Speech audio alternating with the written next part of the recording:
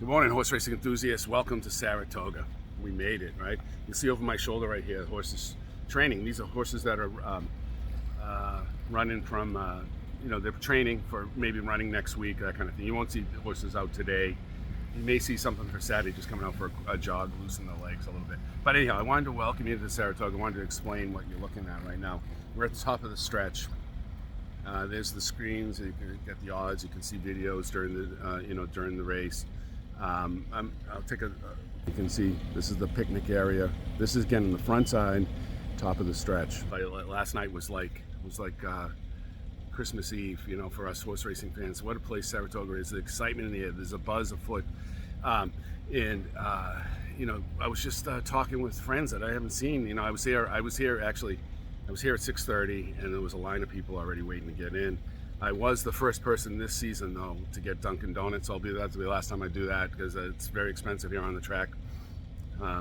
No offense, Naira, but it's a little expensive. But at any rate, just talking to some friends and catching up, and it's like, there's people who speak. It's almost like people who speak your language, right? Like, you're in a foreign country and you find like an American that speaks English or something, and it's like horse racing. I speak horse racing, so. I want to talk a little bit about Saratoga, a little bit about what's going on here. Right now here at Saratoga, we have the best horses, the best jockeys, right? The best trainers, the best owners. Everyone wants to win at Saratoga. This is like a paradise, right, for a horse racing fan, enthusiasts like us. So today's card looks great. I've been, munching on it for about 3 days now. And sorry, there seems to be a little bit of bugs here, so that's why I'm brushing out of my eyes.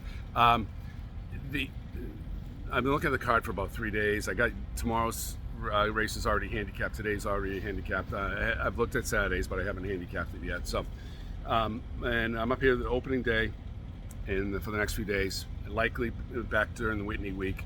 And what I want to do though is I want to do a video. I want to try every day that we're live. So Wednesday, Thursday, Friday, Saturday, and Sunday. And I think it's doable. I'm handicapping the races anyhow. Get on there, see if I see any long shots, see if I see anything that I like, and I will list out my picks. And that's what I'll do. So I'll do a video, and then I'll do a comment, and I'll list out the picks by race. All right, and then feel free to comment about it. Feel free to talk about it. I'm happy to address any questions if you have any other thoughts. I love it. I mean, that's this. I'm an old finance guy, so there's a efficient market hypothesis here. So let's, more the merrier. Let me hear your feedback. Let's hear what you say. It's for people who weren't in finance, I say it's like who wants to be a millionaire, and you ask the audience, right? That's what that board's about right there. That tells us who the audience likes, right? And the audience is mostly right. But what's the fun in betting that you're going to end up losing money in the long run? So you got to look for your big winners, right? Yeah, because you got to overcome that takeout right from the get-go, right? The track is taking out. I think I saw the pick fives and the win, place, and show are okay. Pick five is like 15%. Win, place, show is 18%, and then the other bets are even higher than that. So, at any rate, I'll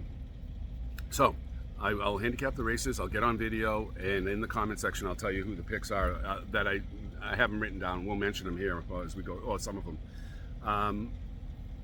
Looks like we have a chance of weather, over the next few days. So it makes handicapping a lot difficult.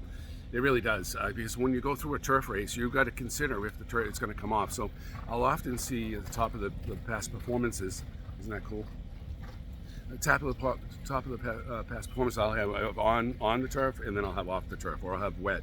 And then you have to think about okay, so if they're off the turf, it's likely going to be a wet conditions on the track. What horse can run better in the dirt? All right, that's a big question because they're coming off from turf. And then who can run in the mud, right? So it adds on multiple layers of complexity into the handicapping process.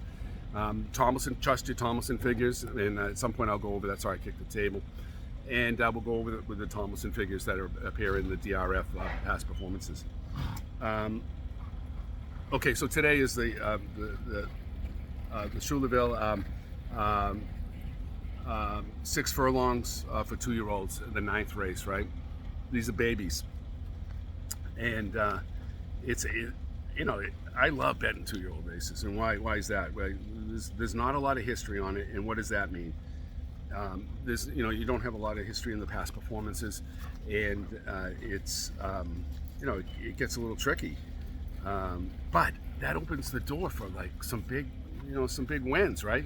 You're going to have a horse that sort of comes out of it, no one considered, because no one has any history that you can go to, right? In making odds, and I think it's a more exciting time to be able to bet 2-year-old races. I really like it. Some of my biggest wins have been in 2-year-old races. What do I look at when I look at 2-year-old races?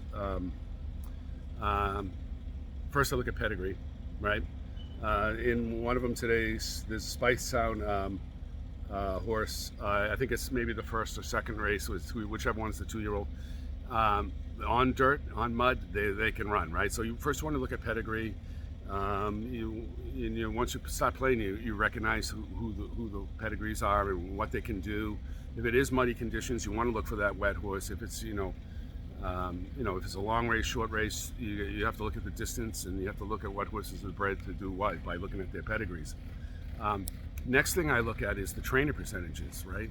Does this trainer train their horses to go day one? Not all trainers do that, right? Some of them train the horse, to be good like in a week, or later in the meet, right?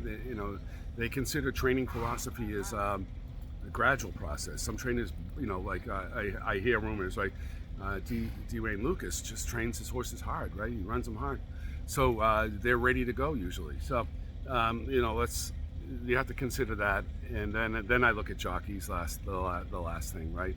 Maybe is there something you can tell from a jockey, why a jockey's on a certain horse, that kind of thing. Anyhow, in this 9th race, it's grade 3, 6 furlongs on the dirt. These are 2-year-olds, right? I come out with a couple of things on this, but I like the 1-7-6-5. 6 is my long shot. I kind of like it because I like the munnings. I circle things for wet because I think, if we do get rain, it might be muddy by the 9th race, right? Who knows? And we have T-Gaff on a munning sired horse. Trainer is Steve Asmussen. You can't go wrong with the single winningest trainer in racing history, right? North American racing history. So that's my long shot bet. But who I like really is this one, Carmelina. Carmelina is trained by, it says Richard Reed, right? Butch Reed. He races mostly out of Philly Parks. Jose Ortiz is the jockey, and the sire is Maximus Mischief, and I love Maximus Mischief. I saw him when he first ran. He came out of the gate like a bullet, like a rocket. It seemed like he had a running start. As a 2-year-old, that's very unusual. When I went to the Ocala breeding auctions earlier in the year, Maximum Mischief, they're getting prices. Why? Because they're bringing in that Into Mischief, and here's a horse that won the Remsen, did well in the Florida Derby or the Fertility. I'm not sure which one, but one of the earlier races, and then was hurt. And as a 3-year-old, he had all kinds of promise, and then he was hurt, and then he just went off to the breeding shed. So I really love him. He's a great horse. So I feel like if he's passed on that sort of ready to go, and you look at Butch Reed's odds for 2-year-olds, right? 27% for 2-year-olds. Maiden last 21%, and if he's won his first that start, 21%. Distance 23%. Sprint 20%. If you know me well enough, if those are hitting at 15 or above, that's a bet. So that's my pick for today in the 9th race. 6 furlongs on the dirt, grade 3. I'm taking Carmelina, the 1. So, okay, so I hope you enjoyed it. I hope there was some things going on here, that you could see. I'll get on the side a little bit, and you can tell what's going on. It looks like, hopefully it stays clear. Going to be a great day. Send your comments. If you like these videos, you like everything about Saratoga, I'm going to try to send a few different things for you guys.